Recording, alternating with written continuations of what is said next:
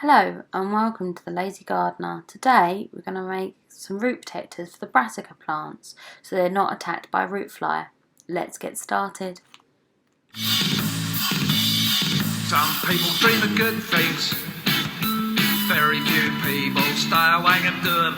People dream of good things. Okay, so here I'm just going to be making some of the brassica collars out of some old school uniform. These are really quite thick, almost tweed, so they work really great. Well, they did last year. I'm just going to cut the seams off and cut them into squares because they're just easier than fiddling about and cutting them into circles. As you can see, it fits quite snugly around the base of my brassica seedling.